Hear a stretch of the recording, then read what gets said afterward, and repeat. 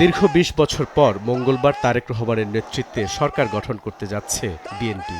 এই ২ দশকে বিএনপিকে পার হতে হয়েছে অনেক চড়াই উতরাই। অবশেষে ১২ ফেব্রুয়ারির ভোটে জনগণ আস্থা রেখেছে দলটির ওপর। ২১২ আসনের ভূমিধস বিজয়ের পর এখন রাজনৈতিক মহলে মূল আলোচনা নতুন মন্ত্রিসভা নিয়ে। সম্ভাব্য মন্ত্রীদের তালিকায় কাদের নাম থাকছে তা নিয়ে চলছে জল্পনা কল্পনা। বিএনপির মন্ত্রিসভা কেমন হওয়া উচিত, এমন প্রশ্নের উত্তরে বিশ্লেষকরা বলছেন সততার কোনো বিকল্প নেই, দক্ষতা আর অভিজ্ঞতা হওয়া উচিত অন্যতম মাপকাঠি। মন্ত্রী হবেন বা যারা এমপি হবেন তাদের মাথায় রাখতে হবে যে আমি মন্ত্রী হিসেবে ওই মন্ত্রণালয় বা এমপি হিসেবে ওই এলাকা, এটি আমার এলাকা বা আমার বাবার এলাকা, এই ভাবনাটা থেকে দূরে থাকতে হবে এবং তাহলেই কিন্তু একটা সঠিক সূচনা হবে বলে আমি মনে করি। আরও একটি গুরুত্বপূর্ণ বিষয় যে দুর্নীতিমুক্ত বাংলাদেশের কথা আমরা বলছি, এটি আমার বলতে কোনো দ্বিধা নাই, যেটি একদিনে হবে না, কিন্তু তার শুরুটা কিন্তু হবে এই মন্ত্রী পরিষদের প্রথম দিনের কাজ থেকে। অর্থ, বাণিজ্য, স্বরাষ্ট্র আর পররাষ্ট্র এই ৪ মন্ত্রণালয়ের মন্ত্রী বাছাইয়ে সর্বোচ্চ গুরুত্ব দেওয়ার পরামর্শ এই রাষ্ট্রবিজ্ঞানীর।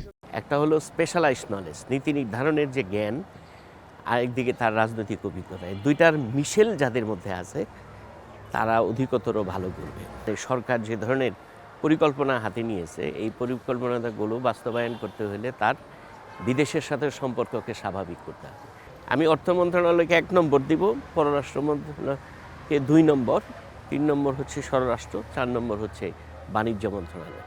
এই ৪টা মন্ত্রণালয় আপনার দক্ষ লোক ছাড়া আপনি দেশ চালাইতে পারবেন না। সামনের দিনগুলোতে চ্যালেঞ্জ মোকাবিলায় এবারের মন্ত্রিসভায় প্রবীণদের পাশাপাশি তরুণ ও মেধাবীদের প্রাধান্য থাকা উচিত বলে মনে করেন ঢাকা বিশ্ববিদ্যালয়ের এই অধ্যাপক। দলের যারা প্রবীণ এবং ত্যাগী সংগ্রামী নেতৃত্ব যারা আছেন তারা এই মন্ত্রী পরিষদে থাকবেন, এটা স্বাভাবিকভাবেই প্রত্যাশিত। অভিজ্ঞতার একটা তো মূল্য আছে এবং একই সাথে আমরা দেখতে পাচ্ছি যে এইবার বিএনপি তাদের দল থেকে যাদেরকে মনোনয়ন দিয়েছিলেন, প্রবীণ এবং নবীনদের একটা সমন্বয় দলের মধ্যে আছে। একটা নবীন এবং প্রবীণের যদি একটা সমন্বয় হয়, প্রবীণদের অভিজ্ঞতা এবং নবীনদের যে নতুন দৃষ্টিভঙ্গি, এটার সমন্বয় এখন খুবই জরুরি। রাষ্ট্র পরিচালনায় যেসব প্রতিশ্রুতি দিয়েছে বিএনপি, তার কতটা বাস্তবায়ন সম্ভব সেটি মন্ত্রিসভা দেখে ধারণা পাওয়া যাবে, এমনটা বলছেন বিশ্লেষকরা। বুলবুল রেজা, সময় সংবাদ, ঢাকা। চায়ের কাপে সমাজ বদলের ঝর্ণা তুলে আগে গোছান নিজেকে। প্রিমিয়াম টাইটানিয়াম আলমিরা, গুছিয়ে ফেলুন জীবনটাকে।